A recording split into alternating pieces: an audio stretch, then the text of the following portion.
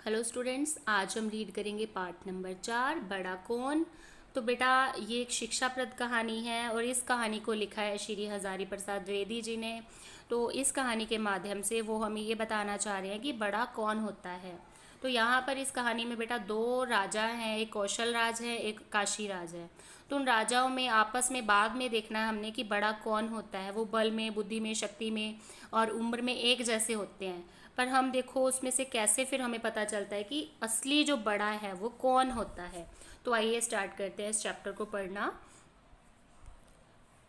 बहुत दिन पहले की बात है, काशी में एक राजा राज किया करते थे। उनकी शिक्षा और स्वभाव दोनों ही खूब अच्छे थे। ये प्रजा का अपनी संतान की तरह पालन करते थे। विचार करते समय किसी की तरफ पक्षपात ना करके निष्पक्ष फैसला किया करते थे। क्रोध और लोभ में पड़कर कभी किसी का विचार न करते थे। मतलब ये राजा जो थे ये हमेशा पक्षपात नहीं करते थे, मतलब सभी के साथ एक जैसा व्यवहार करते थे। ये बिना भेदभाव के हर एक फैसले को किया करते थे। क्रोध और लोभ में पड़कर ये कभी किसी का विचार नहीं करते थे। उनका इस प्रकार का आचरण होने से उनके मंत्री भी अच्छे थे। आचरण होता है व्यवहार।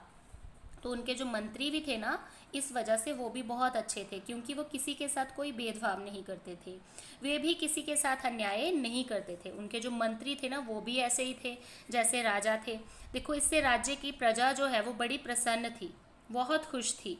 अगर देखो राजा ही करप्ट होगा तो उसकी नेचुरल है, उसके जो मंत्री है वो भी वैसे ही होंगे और प्रजा के साथ वो वैसा ही व्यवहार करेंगे। तो अब देखो यहाँ पर क्या है, राजा बहुत अच्छे है, उसके मंत्री भी अच्छे हैं और उसकी प्रजा भी अच्छी है। जो लोग दूसरों के नाम पर झूठ मूठ मामला मुकदमा गढ़ा करते थे, ऐसे लोगों का तो राज्य में नामो निशान नहीं रहता था। मतलब उनके राज्य में कोई भी लोग झूठ नहीं बोलते थे। अदालत में मुकदमे नहीं आते थे। विचारक लोग सारा दिन चुपचाप बैठकर कोई काम ना पाकर शाम को उठ जाया करते थे।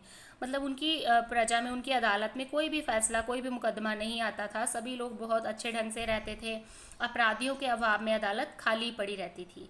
तो राजा का राज्य इस प्रकार बिना किसी गोलमाल के खूब अच्छी तरह से चलता। तो सभी राजा के गुण गा गा कर राजा की जय जयकार मनाते। सभी लोग हैं जो राजा की जय जयकार करते थे। राजा ने एक दिन मन में सोचा कि राज्य तो इतने खूब अच्छी तरह से चल रहा है, प्रजा सुखी है और देखता हूँ हमारा जो सभी हमारा गुणगान कर रहे हैं, पर मुझे यह भी जानना चाहिए कि मेरे अंदर दोष है कोई, क्या कोई दोष है। तो कहते कि अगर कोई दोष है तो उसको जानकर उसको दूर किया जाए। उन्होंने पहले राजमहल के आदमियों को बुलाकर पूछा, यदि मुझ में कोई दोष हो तो तुम लोग मुझे साफ साफ बता दो। किंतु उनके दोष की बात न कहकर सभी उनके गुण की ही बात करने लगे। तो राजा ने सोचा शायद ये भय के कारण हमारा दोष नहीं बता रहे हैं। अच्छा, तो और लोगों से भी इसकी खबर ली जाए। फिर राजा अपने राजमहल के बाहर के आदमियों से एक एक करके अपने दोष पूछने लगा। दोष मीन्स अपनी कमियां। किंतु किसी ने उनके दोष की बात नहीं की। तो किसी ने उनके दोष की बात ना कही। अब देखो नेक्स्ट पेज पे राजा ने फिर भी यही सोचा कि शायद भय से ही ये लोग मेरा दोष नहीं बता रहे हैं। वे मंत्री के हाथ में राज्य देकर भेष बदलकर एक रथ पर सवार हुए और राज्य से निकल पड़े। मतलब जब राज्य में किसी भी लोगों ने उनकी बुराई नहीं की, उनके दोष नहीं बताए, तो उनको ये लगा कि उनकी जो प्रजा है वो उनसे डरती है, शायद उनके डर के कारण वो उनको नहीं बता रही है। तो उन्होंने क्या किया, अपना जो राज्य है, राजकाज है, वो अपने मंत्री के हाथ में दिया और भेष बदलकर, रूप बदलकर वहाँ से निकल पड़े अपने राज्य से। उन्होंने सोचा कि बाहरी लोगों से पूछता हूँ। उन्होंने सोचा कि सारे राज्य में घूम फिर कर देखेंगे कि हम में कोई दोष है या नहीं। तो घूमते घूमते वे राज्य की अंतिम सीमा तक गए, मतलब एंड लाइन तक गए, और खोज करने में उन्होंने कोई भी कसर ना छोड़ी। पर किसी ने उनके दोष की बात नहीं की, बल्कि सबने गुणों की प्रशंसा की।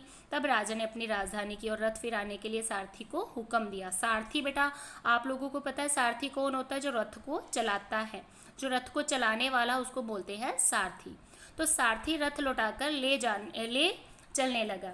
अब देखो वो, मतलब सभी खोजबीन करके उनको कोई भी उनका दोष बताने वाला नहीं मिला, तो वो अपने राज्य वापस लौटते हैं। इधर कौशल के राजा भी ठीक उसी तरह अपने दोष खोजने के लिए घूम रहे थे। मतलब ये थे काशी के राजा और एक अब बात हो रही है कौशल के राजा। वे भी बड़े धार्मिक राजा थे, वे भी अपनी कमियां और दोष खोजने के लिए निकले थे। कहीं पर किसी प्रकार का दोष अपने अंदर ना पाकर वे भी अपनी राजधानी की ओर लौट रहे थे। संयोग से इन दोनों राजाओं के रथ भिन्न दिशाओं से आकर, भिन्न मतलब अलग अलग दिशाओं से आकर एक ऐसी संकरी जगह पर आ गए कि इधर उधर से निकल जाने का कोई रास्ता नहीं रहा। बेटा, संकरी का मतलब होता है तंग। एक तंग रास्ते पर आकर, मतलब एक रथ को इधर करे तो दूसरा नहीं निकल सकता था, दोनों मतलब एक दूसरे के आमने सामने आकर खड़े हो गए। तो किसी एक रथ को उल्टा लौटाकर कुछ दूर हटा ले जाने के अलावा कोई दूसरा उपाय नहीं था। तो कौशल राज के सारथी ने काशी राज के सारथी से कहा, तुम अपना रथ पीछे फिरा ले जाओ। उसने जवाब में कहा, तुम अपना रथ पीछे घुमाओ, हमारे रथ में तो काशी राज है। तो कौशल राज के सारथी ने कहा, हमारे रथ में कौशल राज है, तुम ही अपना रथ पीछे फिराओ। तो काशी राज के सारथी ने सोचा, ठीक ही तो है, ये भी तो एक राजा है, अब किसका रथ पीछे किया जाए। वह सोचने लगे, दोनों राजा है, अच्छा इनमें से जिनकी उम्र कम है उन्हीं का रथ पीछे करके दूसरे का रास्ता साफ कर देना उचित होगा। यह सोचते हुए काशी राज के सारथी ने पूछा, तुम्हारे राजा की उम्र क्या है। जवाब मिलने पर मिलाकर देखा तो दोनों राजाओं की उम्र भी समान थी। फिर एक एक करके राज्य की बात हुई, धन की बात हुई, बल की बात हुई, कुल पूछकर देखा गया तो कोई किसी से किसी बात में कम नहीं है, दोनों ही एक जैसे, दोनों ही समान है। फिर काशी राज के सारथी ने सोचा कि इन दोनों में जो चरित्र में बड़े होंगे उन्हीं का रथ आगे आएगा। तो उसने कौशल राज के सारथी से पूछा, तुम्हारे राजा का चरित्र कैसा है, मतलब उनका जो करैक्टर है, उनका स्वभाव जो है वो कैसा है। तो कौशल राज के सारथी सबसे पहले बोलते हैं कि हमारे राजा बड़े अच्छे चरित्र के हैं। वे कठोर के प्रति कठोरता का व्यवहार, मृदु के प्रति मृदुतर। अब देखो, मृदु का मतलब होता है कोमल, मतलब जो कोमलता से पेश आते हैं, नरमी के साथ पेश आते हैं, वो उनके साथ कोमलता का व्यवहार करते हैं। साधु जनों में वह साधु, दुष्टों के प्रति वो दुष्टता। यही नीति कौशल नरेश की परम निपुणता है। थोड़े में बतलाना उनको बहुत कठिन है। इस हेतु हटा अपना शकट, मुझे राह तुम दो, कर शीघ्र कार्य हे मित्र, ये अपना हठ छोड़ दो। फिर उसने मतलब उसको बोला कि हमारे राजा ऐसे हैं, इसलिए तुम जिद करना छोड़ दो और रास्ता छोड़ दो। तो काशी राज के सारथी ने कहा, क्यों भाई, तुमने कौशल राज के सभी गुण कह दिए। उसने कहा, हाँ। तो काशी राज के सारथी ने कहा, यदि ये ही सब गुण है तो अवगुण किसे कहते हैं। उसने जवाब दिया, अच्छी बात है, ये अवगुण ही सही, तुम्हारे राजा के क्या गुण हैं, हम भी तो सुने। वो दोनों आपस में बहस कर रहे होते हैं। फिर वो बोलते हैं कि तुम बता दो तुम्हारे राजा के क्या गुण हैं। फिर काशी राज के सारथी ने कहा, सुनो कहता हूँ, क्रोधी को कर प्रेम जीतते हैं, काशीपति और दुष्ट को दिखा साधुता करते निजवश, कृपण मनुज को दान वीरता से वश करते, अद्वितीय है झूठ जीतने में सच के बल।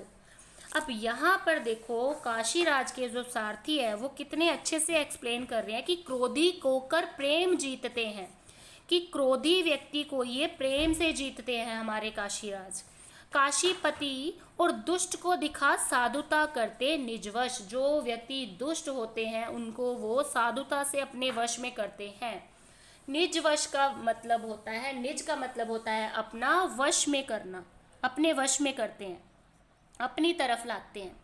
कृपण मनुज को दान वीरता से वश करते। कृपण जो होते हैं यानी कि कंजूस होते हैं, जो लोभी होते हैं, जो लोभी है उनको वो इतना दान देते हैं कि उनको वो दान देकर अपने वश में करते हैं।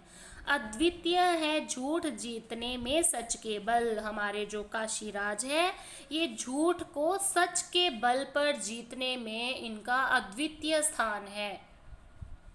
मतलब ये बहुत ही अद्भुत है, अद्वितीय है, ये झूठ को भी सच के साथ जीतते हैं। अद्वितीय का मतलब होता है जिनके समान कोई भी दूसरा नहीं होता, मतलब इनके समान झूठ को सच से जीतने वाला और कोई मनुष्य, कोई व्यक्ति, कोई राजा नहीं है।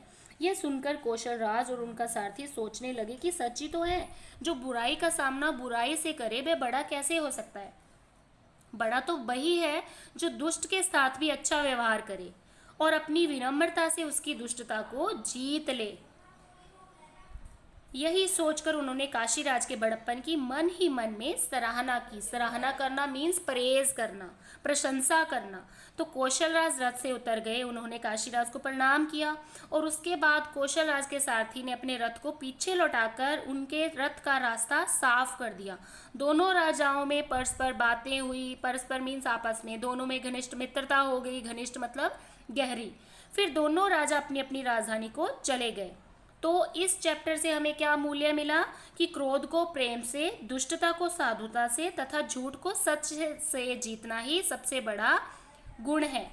कि देखो वो जो कौशलराज थे वो तो क्रोध के साथ, वो क्रोधी जो व्यक्ति है उनके साथ वो क्रोध से पेश आते थे, कठोर है कठोरता से पेश आते थे, जो विनम्र है उनके साथ विनम्रता से पेश आते थे। इस तरह से वो सही, उनका मतलब जो चरित्र है, उनका जो सोच है वो सही नहीं थी। हमें क्रोध को प्रेम से अपने वश में करना चाहिए। जो दुष्टता है उसको हमें साधुता से ख़त्म करना चाहिए। अगर कोई झूठ बोलता है तो उसको हमें सच से जीतना चाहिए। ये नहीं कि हम भी झूठ के रास्ते पर चल पड़े। इसलिए ये चैप्टर से हमें यही संदेश मिलता है कि जो प्यार है, साधुता है, सच की ताकत है, ये सबसे बड़ा गुण है। ये हर एक व्यक्ति में होनी चाहिए। हमें इसी से हम सभी को जीत सकते हैं। हमें अगर किसी चीज़ को जीतना है, किसी का दिल जीतना है, तो हमें हमेशा सच्चाई का साथ देना चाहिए। तो थैंक यू बेटा, have a nice day, bye bye.